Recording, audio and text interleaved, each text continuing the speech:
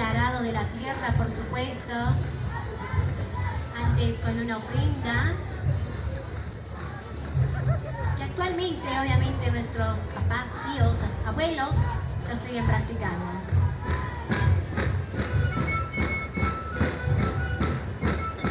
Ahí está la guasa. Eso, fuerte los aplausos.